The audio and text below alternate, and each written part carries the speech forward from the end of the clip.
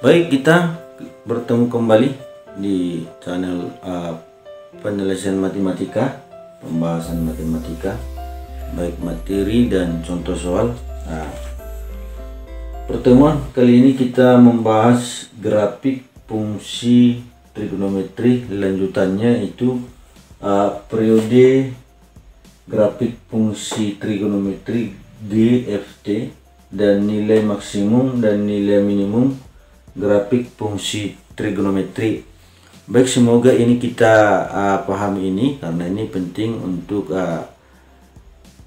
berikutnya, penting untuk mempersiapkan diri dalam penyelesaian soal-soal untuk grafik fungsi trigonometri.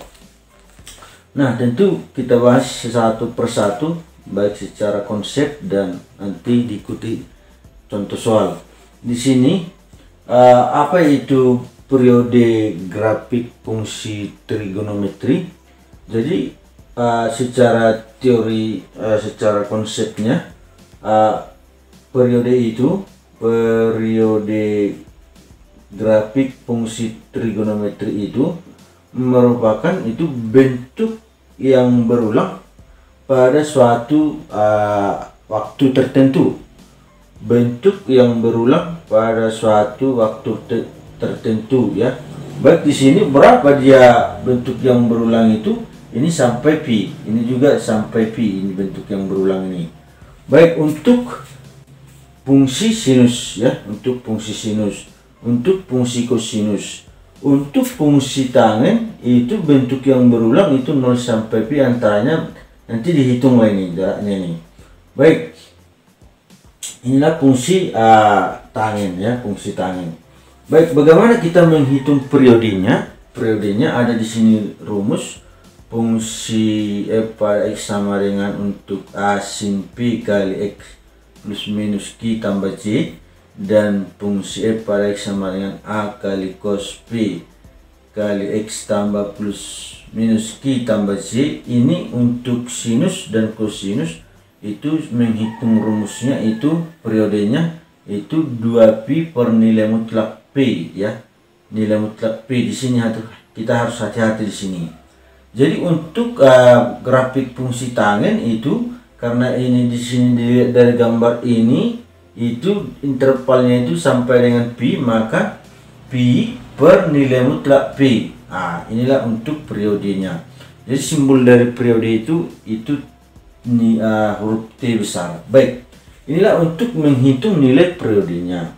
Baik, bagaimana kita menghitung nilai maksimum dan nilai minimum?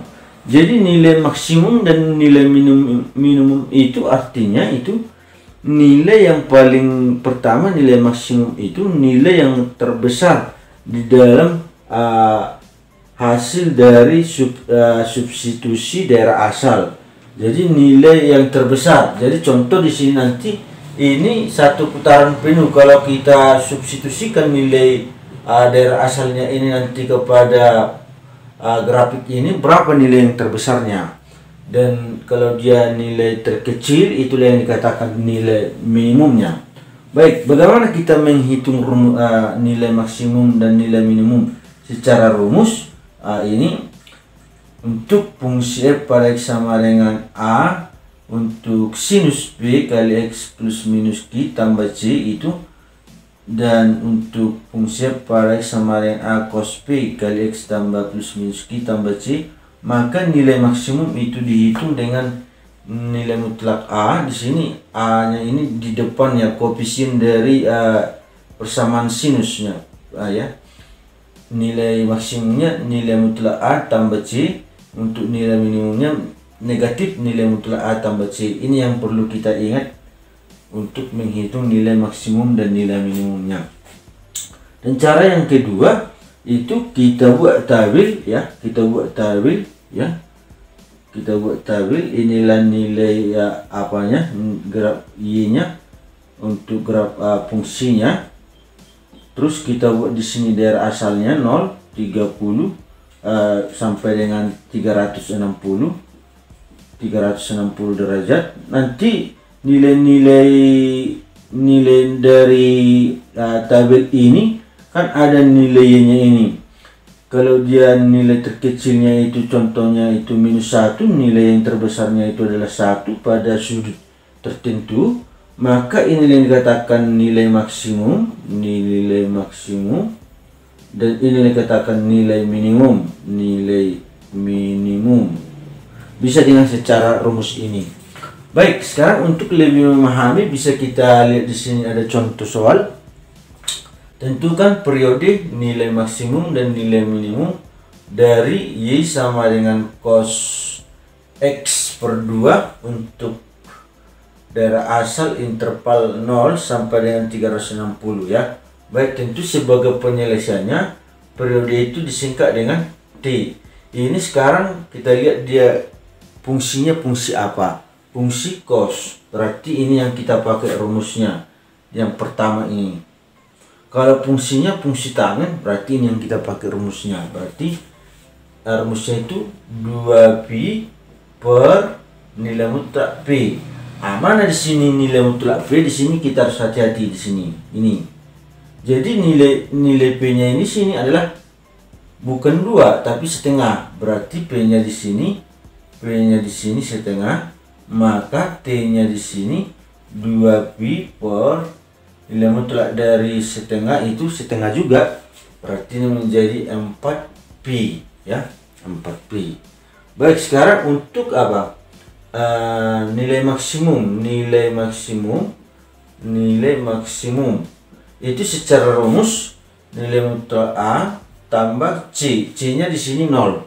Karena tidak ada di sini konstantanya, maka nilai A-nya di sini A sama dengan 1, maka nilai mutlak 1 ditambah 0 sama dengan 1. Maka nilai terbesar itu 1. Untuk nilai terkecil, nilai minimum itu nilai mutlak A ditambah C negatif, berarti minus tambah 0 itu adalah -1. Maka inilah nilai terkecil, nilai terbesar. Bisa juga nanti kamu menghitung dengan substitusi pada fungsi.